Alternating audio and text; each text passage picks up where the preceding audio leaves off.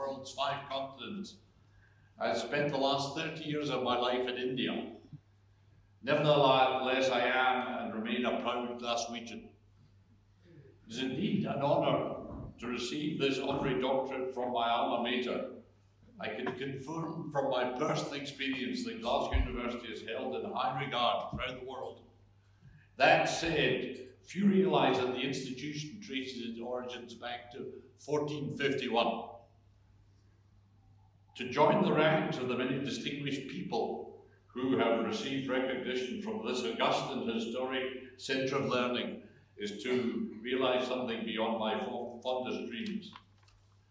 I am particularly pleased the university is now including India in its outreach programmes. India has 800 million, let me give you that number again, 800 million people under the age of 35. India will be producing people looking for quality higher education for much further than the eye can see. Moreover, the value system in India is that the quality of education is the one way to differentiate yourself from the pack. This is backed by a value system where Indian parents will make any sacrifice to ensure a good education for their children. The children in turn realise this and work exceptionally hard to take full advantage of the educational opportunities which their parents provide. It is therefore little surprising that today you find Indians in leading positions in academia, business, financial services, and of course IT and telecommunications.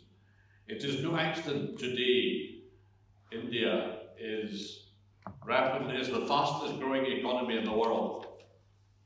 The future of India is bright, and I'm committed to doing, along with my wife, whatever I can to assist the university in its endeavours in India. The erstwhile jewel in the crown is rapidly regaining its former stellar position. Greater involvement with India will bring benefits to all those involved in the effort. I can give you my personal guarantee of that. Many thanks to the university's authority and best wishes to all of you.